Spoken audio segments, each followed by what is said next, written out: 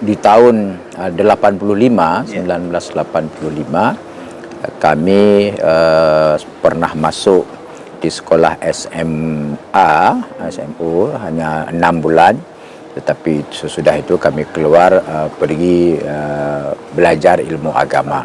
Kalau dari 2 ke atas, maknanya bapak dan di atas itu memang di keluarga kami itu tidak ada yang latar belakang tengku ataupun yang mendalami ilmu agama secara khusus. Jadi kami yang mendalami itu sendiri. Assalamualaikum warahmatullahi wabarakatuh. Syiralun, saat ini saya berada di pesantren Mahyal Ulum Al-Aziziyah Sibreh, Aceh Besar. Aceh Besar. Syiralun, saat ini saya bersama pimpinan pesantren Mahyal Ulum Al-Aziziyah, Tunku Haji Faisal Ali Esos. Beliau adalah selain pimpinan dayah atau pesantren, juga ketua Majelis Permusyawaratan Ulama Provinsi Aceh dan juga sebagai ketua DPW Nahdlatul Ulama Aceh. Iya. Syiralun, saat ini kita berbincang-bincang dengan Abu atau Ustadz Tengku, banyak panggilan Syiralun untuk, atau juga Abu Sibreh ya dikenal.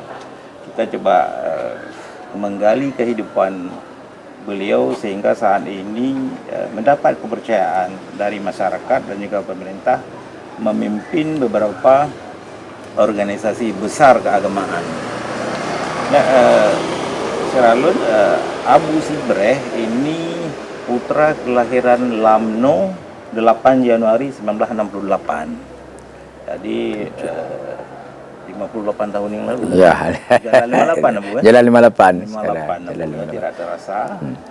Nah, mungkin kami ingin tahu Abu, ini kan dalam sejarah keluarga Abu, apakah hanya Abu sendiri yang memilih jalur menjadi ulama atau memang ini dari warisan katakanlah dari keluarga nenek moyang atau seperti apa, Abu? Baik, terima kasih. Ya.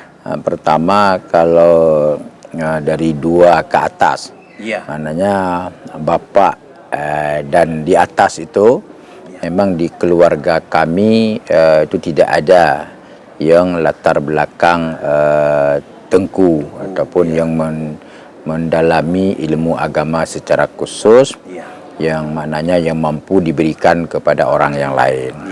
Tapi kalau di belakang itu kita tidak tahu. Dari urutan nenek-nenek sana kita nggak tahu. Tapi dari urutan 2 yang sekarang ini, bapak, ayah daripada bapak, nenek kami, itu di dalam keluarga itu tidak ada yang memang mendalami itu tentang ilmu agama secara khusus. Jadi kami yang mendalami itu sendiri. Kami di dalam keluarga itu ada berempat. Ada kakak, abang, saya dan adik. Kemudian 4 bersaudara, 2 laki dan 2 perempuan. Perjalanan kami itu di tahun 1985 kami pernah masuk di sekolah SMU hanya 6 bulan, tetapi sesudah itu kami keluar pergi belajar ilmu agama. Tentu ini pasti ada sebab musababnya kenapa kita belajar, mungkin karena dipengaruhi oleh kedekatan tempat tinggal kami dengan pesantren Budi Lamno. Jadi antara rumah kami dengan pondok pesantren Budi Lamno itu tidak jauh. Bahkan kami keseharian tu waktu kecil-kecil bermain-main di dalam pondok pesantren. Mungkin itu salah satu yang memotivasi kami untuk melanjutkan pendidikannya ke pondok pesantren Samalanga. Di tahun 85 kami pergi ke Samalanga. Di sana lebih kurang hampir 15 tahun belajar di Samalanga, mulai daripada kelas 1 sampai mengajar di Samalanga. Dan tahun 99 maka tanah ini dibebaskan oleh keluarga, oleh orang-orang tua kami, dan sesudah itu tahun 2000 kami memulai mengajar di pondok pesantren ini dengan santri awal itu sekitar 7 orang. Wah. Dengan santri awal itu sekitar 7 orang. Laki. Ya. Jadi fasilitas yang pertama yang ada itu hanya satu tempat, balai kalau kita di Aceh. Balai saja, di situ tempat belajar, di situ tempat solat, di situ juga tempat tidur, juga sekaligus tempat masak. Jadi dari tahun 2000 saya itu bersama-sama santri di sini selama lebih kurang 3 tahun lebih. Sesudah itu baru saya melaksanakan berkeluarga. Jadi sekitar hampir 4 tahun mendirikan pondok pesantren dulu. Sesudah itu baru berkeluarga. Jadi duluan mendirikan pondok pesantren. Dan sampai dengan sekarang ini pondok pesantren ini, Yayasan Mahyal Ulum Al-Aziziyah itu alhamdulillah dalam waktu sekarang 26 tahun perjalanannya ini sudah kita membuka di sekolah menengah pertama Islam terintegrasi yaitu SMPIT. Yang kedua juga SMK Mahyal Ulum, itu juga sudah kita lakukan, kita dirikan. Yang ketiga sekolah tinggi ilmu syariah, dan yang yang tetap bertahan juga yaitu Dayah Salafiyah. Berarti pondok pesantren adik-adik santri yang hanya belajar agama full bagi mereka. Dan yang dalam perjalanan 26 tahun ini juga kami dalam 2 tahun ini mencoba mengembangkan yang namanya itu tempat pemberdayaan ekonomi pondok pesantren. Jadi sekitar 5 lembaga itulah sekarang ini di bawah Yayasan Mahyal Ulum Al-Aziziyah. Alhamdulillah baik siswa di tingkat SMP, di tingkat SMK, dan juga sekolah tinggi yang Salafiyah, juga pengembangan ekonomi. Alhamdulillah Allah berikan kemudahan dan Allah berikan peningkatan dari tahun ke tahun. Tentu ini merupakan syukur kami kepada Allah Subhanahu wa taala apa yang telah kami capai selama 26 tahun ini. Dan kami terus ingin agar sisa-sisa hidup ini itu untuk lebih mengembangkan hal-hal yang lebih bermanfaat bagi hamba Allah, tentunya bermanfaat bagi makhluk Allah tentunya.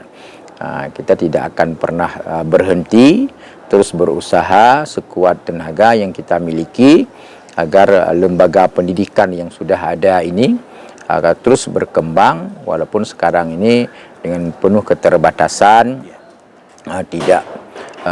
tidak begitu berkecukupan baik tentang fasilitas yang ada, fasilitas belajar, tapi itu tidak membuat kami untuk tidak memulai. Jadi terus kita mulai walaupun fasilitas-fasilitas yang terbatas, karena keterbatasan jangan sampai menghalangi kita untuk memulai kebaikan-kebaikan itu sendiri. Syaralun, Tunku Faisal Ali atau Abu Sibreh ini dikenal sebagai salah seorang ulama yang moderat. Maka beliau sering menjadi atau diminta oleh media pendapatnya, dan alhamdulillah sering menjadi rujukan baik dari masyarakat atau pemerintah Aceh. Namun kami ingin tahu Abu ini kan sudah menjadi tokoh tapi tetap bertahan di jalur ulamanya. Apakah tidak tertarik misalnya masuk ke politik? Karena kan banyak juga yang menjadi bupati, kepala daerah atau gubernur, atau menjadi anggota DPR di pusat maupun di daerah. Apakah belum terpikir atau belum saatnya atau seperti apa, Bu? Memang dalam konteks politik di dunia sekarang ini kan tidak bisa kita hindari. Tidak aktif dalam politik itu bahagian daripada politik juga. Ya kan? Bagian daripada politik juga. Tapi untuk sekarang ini karena apapun kehidupan kami, terutama pribadi, tentu kita harus banyak mempertimbangkan segala sesuatunya. Kenapa? Karena tadi salah satu landasannya kita ini memulai dari awal. Yaitu berkembang dari hal yang paling kecil. Tentu banyak pertimbangan-pertimbangan apapun yang ingin kita lakukan. Yang penting apapun yang bisa bermanfaat dan dimanapun berada, kalau itu bisa bermanfaat maka tidak perlu kita masuk kepada ranah yang lain. Tapi kita juga tidak menutupin kalau prinsip hidup apa yang lebih bermanfaat maka tetap terus akan kita lalui untuk yang lebih bermanfaat atas petunjuk arahan terutama sekali daripada guru-guru yang selama ini membimbing kami. Jadi kalau guru-guru itu sebagai atasan tempat kita rujukan dalam segala sesuatu hal, maka kehidupan apakah dalam bidang politik ataupun bukan bidang politik itu sangat terkait dengan arahan daripada guru-guru kita semuanya seperti itu. Kalau saya tidak salah pernah ada tawaran Abu dari mau ke caleg DPRI, mau ke kepala daerah atau wakil kepala daerah, tetapi walaupun nama Abu disebut-sebut, akhirnya Abu seperti menarik diri dari itu. Mungkin sekilas tadi sudah disampaikan, ini padahal ini sesuatu yang menggoda sebetulnya. Ingin. Kenapa sampai bisa bertahan? Karena itu juga salah satu tempat yang bisa memperjuangkan kepentingan rakyat. Dalam bahasa Aceh itu ada kata-kata itu bahasa Acehnya ngui balaku tubuh pajuh balaku atra. Kita harus tahu diri. Tapi itu saya bantah. Harus kita harus tahu diri dalam konteks tertentu sekarang ini. Itu masih perlu kita bertahan yang seperti ini, tapi ke depan itu kita serahkan kepada Allah Subhanahu wa taala. Karena perjalanan apapun yang kita lakukan itu tentu ada masa-masa yang memang hari ini begini dan hari itu begitu. Tapi yang sangat penting titik berat tadi adalah pada hidup yang bisa lebih bermanfaat. Kalau itu memang jalan untuk yang lebih bermanfaat, apa tidak yang akan kita lakukan. Tapi kalau yang sekarang ini hal yang seperti inilah yang kita lalui. Dan insyaAllah terus kita mendengar arahan, petunjuk daripada guru-guru, daripada teman-teman, sahabat-sahabat semuanya yang selama ini mereka terus memberikan semacam menjaga perjalanan hidup kita ini. Karena dalam pandangan saya, kita ini pertama pribadi kami adalah bukan yang punya karamah pada diri kita sendiri, tapi kemuliaan yang ada ini karena banyak kawan, karena banyak saudara, karena bimbingan guru. Itulah yang membuat kita ada sekarang ini. Makanya apapun yang kita lakukan harus mempertimbangkan yaitu petunjuk daripada guru, saran daripada teman dan daripada sahabat semuanya. Itu perjalanan yang selama ini kami lalui, yang selama ini kami jalani, maka berupaya setiap hari untuk terus lebih bermanfaat dan dengan menjaga bahwa apapun yang kami sampaikan itu harus bermanfaat dan tidak boleh yang kami sampaikan ataupun kami ucapkan dan menyampaikan tausiah ataupun hukum-hukum berdasarkan kebencian, dasar perbedaan politik, itu semuanya kita singkirkan. Tapi berdasarkan kebenaran-kebenaran, referensi-referensi yang kuat, yang ada, yang berjalan, yang berlaku di Aceh yang sangat kita cintai ini. Ya mungkin ini pesantren ini sudah dikenal banyak orang dan sudah melahirkan banyak santri. Tadi di awal kami singgung bahwa Abu hanya sendiri yang mengambil posisi ulama ini. Nah, ini kan kita tidak mungkin hidup selamanya, Abu. apakah Abu juga mempersiapkan regenerasi untuk yang akan meneruskan ini supaya tidak terputus atau seperti apa, Abu?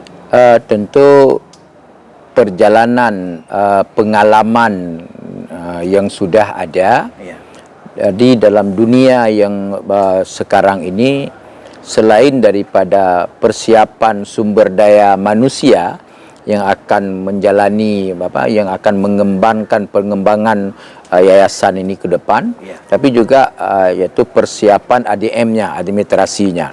Misalnya pondok pesantren ini kita dirikan di tanah wakaf. Di tanah wakaf tentu administrasi perwakafan itu harus kita tuntaskan. Jadi mana yang wakaf untuk pondok pesantren, mana yang sifatnya pribadi, itu semuanya sudah kita tuntaskan karena kita persiapkan dalam konteks administrasi. Tapi juga mempersiapkan yaitu generasi-generasi yang mampu menjalankan ini semuanya. Tentu yang harapannya memang naluri kita sebagai manusia bahwa yang bisa melanjutkan ini, kalau mereka memang mau mengembangkan itu adalah daripada keturunan-keturunan kita. Itu yang harapan, karena ada bentuk emosional tanggung jawab mereka di dalam menjaga ini semuanya. Tapi kita tidak memaksa. Kita tidak memaksa, tapi memberikan kebebasan kepada anak-anak kita, kepada saudara-saudara semuanya, agar mereka menjalankan sesuatu sesuai dengan kemauan mereka sendiri. Silakan. Makanya ada anak-anak kadang-kadang yang tidak punya naluri untuk mengikuti apa yang sedang dijalankan oleh orang tuanya, tapi nggak ada masalah. Karena yang penting mereka punya kebebasan. Kita sebagai orang tua hanya mengarahkan. Prinsipnya lembaga pendidikan ini harus tetap jalan walaupun kita ini sudah tidak ada lagi di bumi ini, di dunia ini, seperti itu. Baik, mungkin di ujung bincang-bincang kita sore ini, Abu, mungkin apa yang ingin Abu sampaikan untuk masyarakat dengan kondisi yang saat ini baik dunia sendiri atau gonjang-ganjing juga tingkat nasional dan juga Aceh sendiri. Pertama kepada masyarakat, khususnya kepada generasi muda, karena mereka lah yang akan mengembangkan tugas-tugas kehidupan di dunia ini, mengganti orang-orang sebagai khalifah itu, kan mereka yang muda-muda inilah yang akan. Apa yang kami harapkan dari anak-anak muda ini adalah yang pertama sekali, mereka kami minta untuk terus mendalami, memperbanyak ilmu.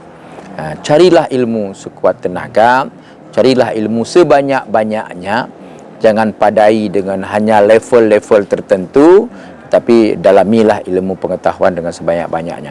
Karena ilmu pengetahuanlah yang akan mewarnai kehidupan mereka, dan juga ilmu pengetahuan yang akan bermanfaat dalam kehidupan mereka dan kehidupan yang lain-lainnya. Jadi jangan banyak habiskan waktu pada hal-hal yang tidak bermanfaat. Kita yang orang tua hanya mampu membimbing, mengarahkan, tapi yang penting semangat mereka untuk belajar itu yang harus kuat. Sekarang bagi anak-anak kita, singkirkan dulu memikirkan tentang bagaimana mencari uang. Tapi optimalkan dulu cara untuk mencari ilmu. Karena itu ilmu akan mudah kita dapatkan uang, tapi uang tidak mudah kita dapatkan ilmu. Jadi prinsip yang paling utama itu adalah ilmu. Kita bisa membaca bagaimana misalnya negara-negara yang dulu pada waktu Perang Dunia Kedua itu hancur yang begitu besar, tetapi karena pemimpinnya mendorong masyarakatnya untuk memperbanyak ilmu, dalam ilmu akhirnya mereka menjadi pemenang di bangkit di sekarang ini. Dan inilah yang kita harapkan terutama sekali kepada masyarakat Aceh yang Muslim. Silakan terbang ke mana-mana, tetapi perkuatkan basic keagamaan itu. Sekurang-kurangnya mereka lepas daripada tanggung jawab yang dibebankan oleh Allah kepada kita, kepada umat Islam, yaitu yang diistilahkan dengan fardu ain. Jadi ada ilmu fardu ain tentang masalah ideologi, masalah akidah, Ada ilmu fardhu ain tentang tata cara kita beribadah, berubudiyah dan bermuamalah dengan manusia ini. Ada ilmu fardhu ain yang terkait dengan itu kesucian hati kita. Jadi 3 ini itu paling dasar bagi umat Islam, bagi anak-anak muda kita. Sesudah itu tuntas, silakan terbang kemana-mana untuk mencari ilmu pengetahuan, bekal bagi hidup di masa akan datang, bekal bagi mengembangkan dunia ini untuk lebih sejahtera dan lebih baik. Iya, luar biasa Sralun. Terima kasih Abu atas kesempatannya berbincang-bincang dengan kami. Mudah-mudahan apa yang disampaikan ini bermanfaat bagi masyarakat umat tentunya. Sralun, demikian wawancara kami dengan Tengku Haji Faisal Ali, Ketua Majelis Permusyawaratan Ulama Aceh. Saya akhiri, billahi taufiq wal hidayah. Wassalamualaikum warahmatullahi wabarakatuh. Download Tribun X sekarang, menghadirkan lokal menjadi Indonesia.